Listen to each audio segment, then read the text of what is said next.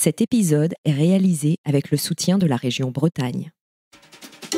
Bonjour, bienvenue dans les Chroniques du sexisme ordinaire, le podcast qui débusque le sexisme dans les moindres recoins. Je m'appelle Marine Pétroline et avec vous je passe à la loupe des sujets pas si anodins. De la taille des poches de pantalon au calcul du PIB. Car si le diable est dans les détails, le patriarcat aussi. Ici, pas de longs discours, du concret, des faits, le tout avec humour.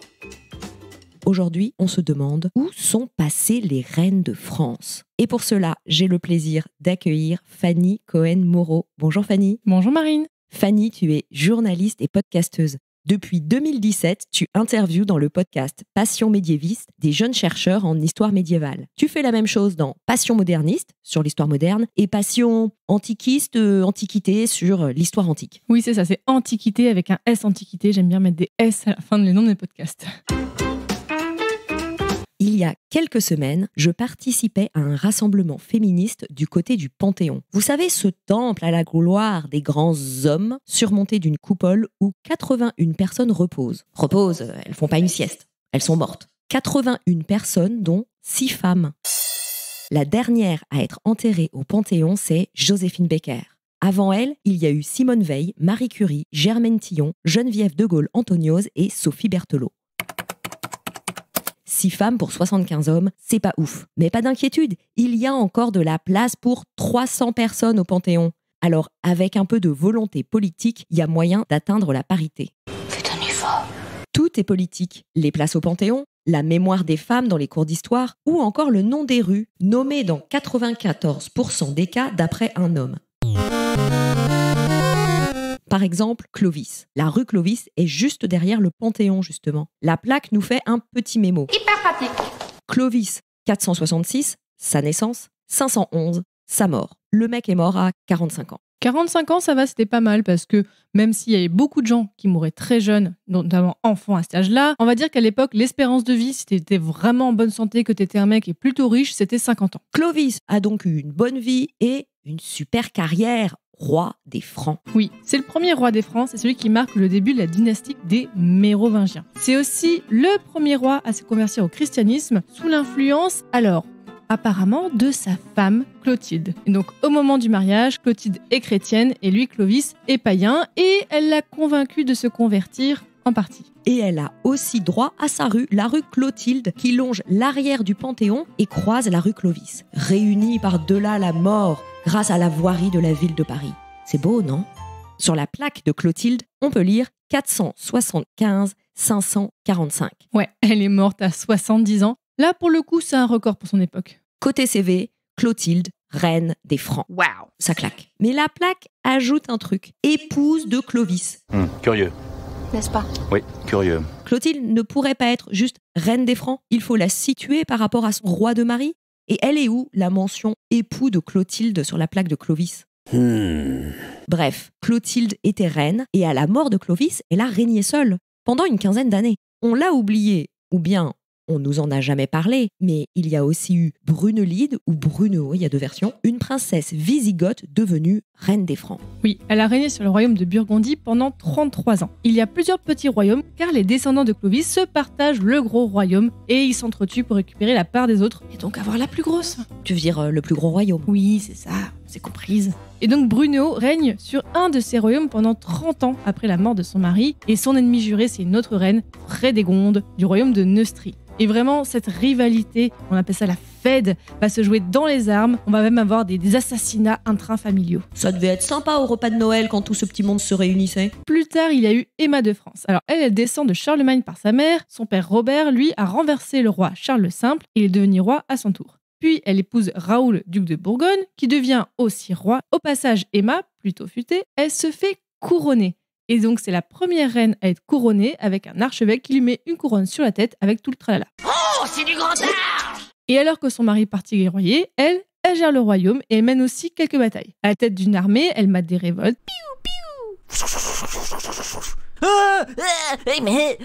C'est vraiment un job de reine de l'époque. Et puis, il y a eu Gerberge de Saxe, reine des Francs. Ou encore chez les Capétiens, Blanche de Castille, Anne de France, Catherine de Médicis, Marie de Médicis et Anne d'Autriche.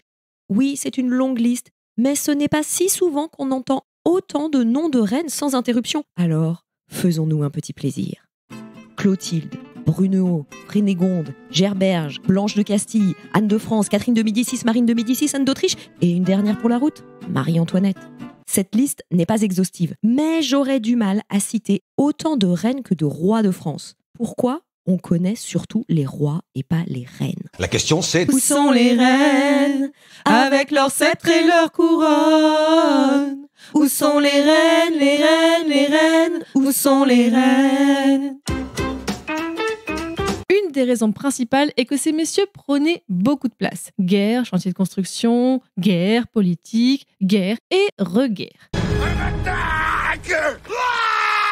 Dans les livres d'histoire, on a beaucoup plus parlé d'eux que de leurs conjointes. Et aussi parce que les livres d'histoire ont beaucoup été écrits par des hommes. Mais là encore, pourquoi ce sont les hommes qui ont pris toute la place, alors qu'il y en a eu des reines ailleurs en Europe et des sacrément connues. La grande Catherine de Russie, Christine de Suède. Et toutes les reines d'Angleterre. On a Marie Stuart, elle c'est l'Écosse, je sais. Mais pour info, elle a quand même été reine de France pendant 1 an et demi. On a aussi Anne, Elisabeth Ière, Marie Ière, la reine Victoria qui régna pendant 63 ans et record battu par Elisabeth II, 70 ans de règne. Toutes ces meufs, c'était qui leur +1 dans les soirées? On connaît à peu près Albert, le mec de Victoria, Philippe, celui d'Elisabeth II, mais pour les autres, on connaît pas. Ces meufs, elles sont dans le livre d'histoire parce que c'est elles les vraies reines qui prenaient les décisions pour leur royaume, qui faisaient appliquer leur politique. On n'a pas des reines comme ça chez nous? Il y a eu des reines, on les a citées, mais c'était souvent des épouses et pas des reines qui auraient hérité du royaume et qui auraient exercé le pouvoir. Marie-Antoinette, épouse 2. Catherine de Médicis, épouse 2 et régente.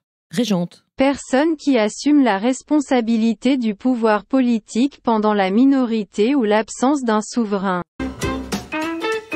En France, on a donc eu des reines par intérim, mais quasiment jamais de reines en CDI. Pourquoi ? Appelons ma maman qui est férue d'histoire. Maman, pourquoi on n'a presque pas de reines de France en CDI qui ont vraiment régné et exercé le pouvoir ? C'est à cause de la loi Salique, une loi qui interdisait aux femmes d'hériter du royaume de France. Ça vient d'où cette loi au nom chelou ? Pourquoi Salique ? Ça a à voir avec une histoire de sel ? Alors, pas du tout. Salique, ça veut dire relatif aux Francs saliens. Les Francs étaient un des nombreux peuples germaniques qui occupaient les rives du Rhin dès le 2e siècle de notre ère, comme les Francs rhénans, les Chamaves, les Bataves. Ils essaient de s'étendre à l'ouest et de conquérir la Gaule, mais là, il y avait l'Empire romain. Ils sont repoussés, et à la fin du 5e siècle, ils finissent par être autorisés à s'installer dans l'équivalent de la Belgique. Et puis, la chute de l'Empire romain leur ouvre un boulevard jusqu'à Paris, à l'époque Lutèce, où Clovis établit sa capitale. Il est d'abord le roi des Francs saliens, puis roi de tous les Francs, rassemblés en confédération. La loi salique, lex salica en latin, regroupe des articles de loi. Il s'agit d'un genre de code pénal pour rendre la justice chez les Francs saliens. Avant, dans l'Empire romain, il y avait le droit romain. Mais avec la chute de l'Empire, c'est le droit coutumier germanique qui s'impose et sous le règne de Clovis, la loi salique. Cette loi était transmise majoritairement à l'oral et avec Clovis, elle sera fixée par écrit. Des manuscrits sont arrivés jusqu'à nous. C'est un texte qui est assez surprenant pour nos esprits d'aujourd'hui. À première vue, ça n'a pas l'air hyper logique. Par exemple, ça commence avec les amendes qui sont encourues pour qui refuserait de comparaître en justice. Ok. Et ça continue avec ce qui se passe en cas de vol de cochon qui est détaillé en 20 articles. On rigole pas avec le vol de cochon à l'époque. Ah non. Et la loi salique sera utilisée jusqu'en l'an 1000 environ. Et à partir du 11e siècle, on redécouvre le droit romain, quand même vachement mieux foutu pour rendre la justice. Hyper pratique. Peu à peu, on met un peu de côté et on oublie la loi salique. Donc, cette première loi salique, c'est un texte juridique, un code qui n'a rien à voir avec le fait que les femmes puissent hériter ou non du pouvoir royal. Alors, elle est où l'embrouille ? Comment, quelques siècles plus tard, on a fait dire à cette loi complètement autre chose que des histoires de vol de cochon ? C'est une histoire de succession. Chez les Mérovingiens, du 5e au 8e siècle, la dynastie dont fait partie Clovis, et chez les Carolingiens, du 8e au 10e siècle, avec entre autres Charles Martel et Charlemagne, la succession du royaume était un joyeux bazar. Enfin, surtout un bazar sanglant.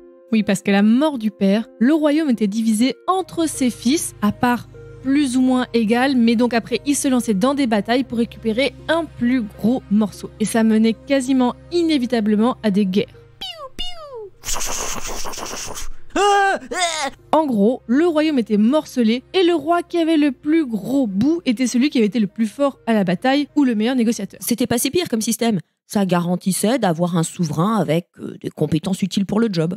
Et avec la dynastie des Capétiens, qui démarre avec Hugues Capet en 987, on change de méthode. On opte pour la primogéniture. À tes souhaits. C'est-à-dire c'est le fils aîné qui hérite de tout, et on s'épargne des guerres civiles. C'est quand même pas mal. Et pendant 300 ans, les Capétiens réussissent ce qu'on appelle le miracle capétien, c'est-à-dire d'engendrer à chaque génération un fils aîné qui était adulte au moment de la mort de son père, en pleine santé, avec donc déjà un réseau de soutien solide. Un mec qui était prêt à monter sur le trône. Et puis, ça devient plus compliqué. Quand Philippe le Bel meurt en 1314, son premier fils lui succède, Louis X, surnommé Louis le Hutin. Ça veut dire le querelleur, le mec qui fait des histoires. Il meurt seulement 2 ans après, en 1316. Il a une fille de 5 ans, Jeanne, d'une première femme, Marguerite, qu'il a fait étrangler parce qu'elle l'avait trompé. On vous a dit qu'il faisait des histoires. Il laisse aussi une nouvelle femme, Clémence de Hongrie, qui est enceinte d'un petit garçon, Jean le Posthume, qui ne vivra que 5 jours. Mort subite du nourrisson ou empoisonnement, comme dans le livre Les Rois Maudits. En vrai, on ne sait pas. Logiquement, c'est Jeanne qui devrait monter sur le trône. Son père, Louis le Hutin, et son grand-père, Philippe le Bel, l'avaient désignée comme héritière naturelle du royaume au cas où il n'y aurait pas de frère. Et le petit frère est mort. C'est aussi ce qui se faisait en Europe. Sans souci, les femmes ont des droits, elles héritent et elles transmettent. Ça me semble correspondre parfaitement à nos prérogatives. Ah voilà. Mais Jeanne n'a que 5 ans et elle n'a aucun soutien. Ses parents sont morts, son grand-père est mort et elle n'est pas encore mariée. Bref, zéro réseau, personne pour défendre et faire valoir ses droits. Alors, son oncle, Philippe V le Long, le deuxième fils de Philippe le Bel et frère du Hutin, se dit que c'est lui qui devrait monter sur le trône. Pourquoi ?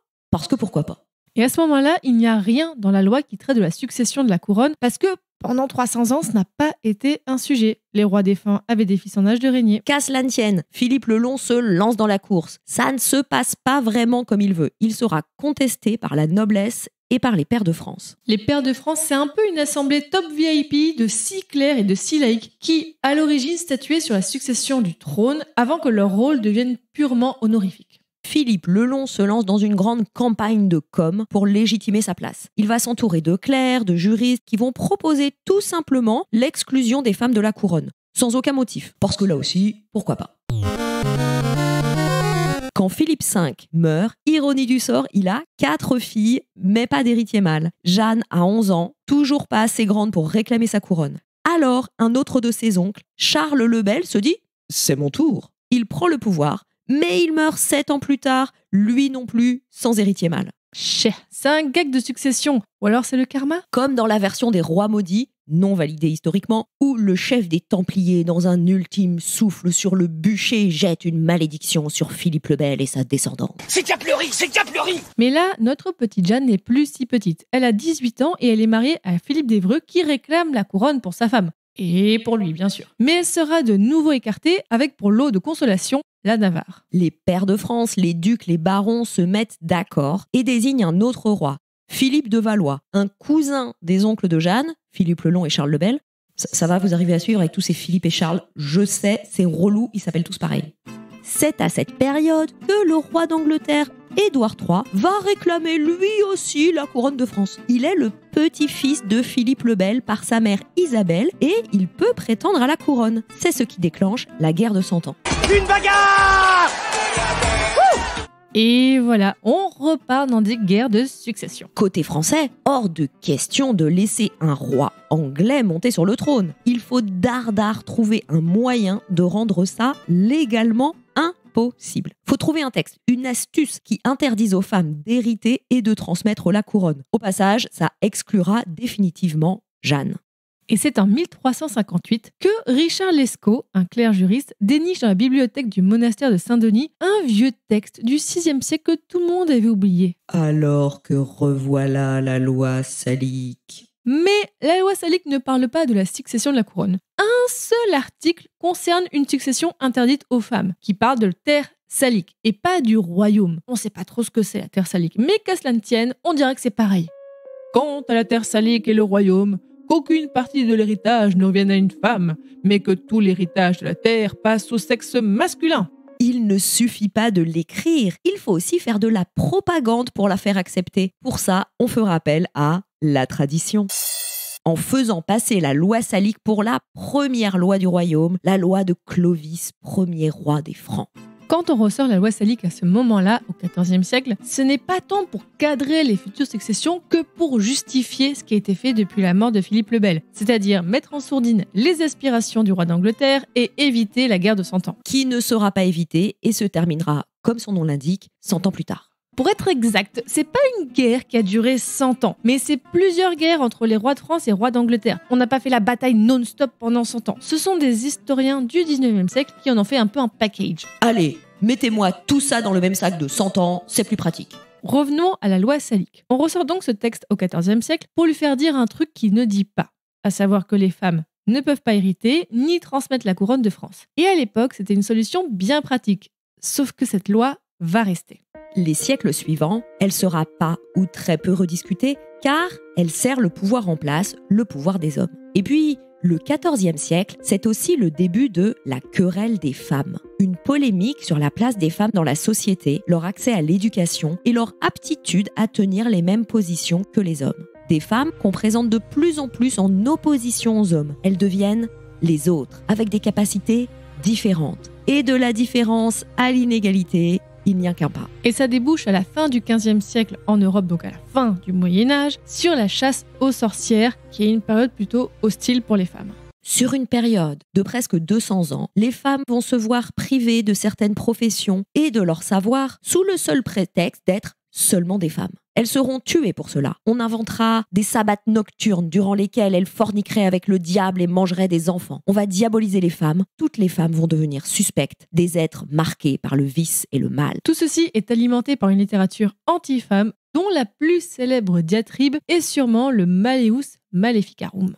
Traduire le marteau des sorcières, mais comprendre le marteau contre les sorcières. Ce livre défend l'idée que les femmes sont mauvaises et qu'elles sont là pour détourner les hommes d'une vie bonne, qu'il faut les traquer, les confronter et s'en débarrasser sur les bûchers. La brûlée vive suffira! Ce texte de la fin du XVe viendra mettre le feu aux poudres des bûchers, tuant des milliers de femmes parce qu'elles sont des femmes. Notons au passage que la chasse aux sorcières, ça se passe surtout à la Renaissance et pas au Moyen-Âge comme on le pense souvent. Réhabilitons le Moyen-Âge. En tout cas, vu l'ambiance, remettre en question la loi salique, c'était pas trop le bon timing. Alors la loi salique s'installe durablement. Elle est parfaitement intégrée dans les esprits. Elle est même utilisée pour justifier une pseudo-supériorité de la France sur les autres pays d'Europe qui peuvent être gouvernés par des femmes. Oh, heureusement, pas de ça chez nous. Pour autant, ça n'empêchera pas des femmes de diriger les affaires politiques. Quand elles sont aptes, et elles le sont, quand elles ont du soutien, un réseau, elles gouvernent le pays et pas plus mal que les hommes. On leur fait confiance et jusqu'au règne de Louis XIV, Catherine de Médicis, ma chouchoute, Marie de Médicis et Anne d'Autriche. Mais la loi salique ne sera plus discutée, y compris à la Révolution française qui ne soulève pas le problème. Au Premier Empire et tout au long du XIXe, les femmes ne sont plus que des arbres fruitiers qui appartiennent à leur jardinier de mari. Si vous n'avez pas la ref, je vous la donne en mille, c'est Popoléon, dont on parlait dans l'épisode sur Madame et Mademoiselle. Napoléon Bonaparte, un des plus grands mâles biaisés de l'histoire de France, à qui on doit le Code civil, qui faisait des femmes mariées d'éternels mineurs. Vous me direz, la France est devenue une république, il n'y a pas de couronne à transmettre, la loi salique, c'est fini. Alors certes, mais la loi salique continue de faire couler beaucoup d'encre chez les historiens. Au début du XXe siècle, des historiens français et allemands s'affrontent dans un conflit sans merci pour savoir quelle est la bonne version de la loi. Le problème, c'est qu'il y a de multiples copies et donc de multiples versions. Et donc, bien malin ou maline, celui ou celle qui saura dire quelle est la bonne. Et puis, en 1935, un historien nazi, Karl August Eckart, propose une version de la loi salique remasterisée un petit peu à l'idéologie nazie. Il s'approprie au passage le travail d'un chercheur juif, Wilhelm Levinson, et de son édition de la loi salique qui devient le texte de référence pendant des décennies. Jusqu'à ce que des historiens et historiennes, notamment Magali Coumer, démontrent que cette édition est vraiment très fausse et connotée par rapport aux manuscrits antérieurs. Heureusement qu'il y a une femme pour rétablir la situation. Que nous réservent les prochains épisodes de l'histoire de la loi salique? L'avenir nous le dira. Enfin, on n'espère pas quand même. En tout cas, cette histoire de loi salique nous montre qu'on n'est jamais à l'abri d'un retour de bâton historico-juridique pour bafouer les droits des femmes. La querelle des femmes qui a débuté à la fin du XIVe est en quelque sorte toujours d'actualité. Il est encore question de pseudo-infériorité des femmes et leur place dans tous les domaines de la vie et de la société n'est pas garantie. Au fond, le traitement inégalitaire des femmes dans la succession du royaume est plus dû à des hommes assoiffés de pouvoir qu'à vraiment la loi salique. Mais cette loi a donné une légitimité juridique à tous ceux qui souhaitaient évincer les femmes de la politique, secteur où elles sont encore largement minoritaires et discriminées. Ça tombe bien, la politique, c'est le sujet du prochain épisode, car au royaume du patriarcat, les misogynes sont rois. Merci d'avoir écouté cet épisode. Si on veut aller plus loin, qu'est-ce que tu nous recommandes, Fanny ? Eh bien, je vous recommande mon épisode dans Passion médiéviste, leur série 14, où justement j'ai fait une interview de Magali Coumer qui vous raconte toute cette histoire de loi salique encore plus en détail, et aussi le livre d'Eliane Viennot, La France, les femmes et le pouvoir. Fanny, où est-ce qu'on peut te retrouver ? Alors, on peut retrouver Passion médiéviste et mes podcasts partout où vous écoutez déjà ce podcast, les applications de podcast bien sûr, mais aussi sur Instagram et Facebook. Quant à nous, on se retrouve bientôt pour débusquer le sexisme dans les moindres recoins. On n'a pas fini de se retrouver, car le sexisme, c'est comme la guerre de 100 ans, ça n'en finit pas. Si vous aimez ce podcast, si vous trépignez dans l'attente de nouveaux épisodes, retrouvez-nous sur Instagram et dans la newsletter pour plus de décryptage antisexiste. Enfin, ce podcast existe aussi en spectacle. 45 minutes pour débusquer le sexisme dans les moindres recoins avec humour, pédagogie et zéro culpabilité. Pensez-y pour le prochain séminaire de votre boîte. À bientôt.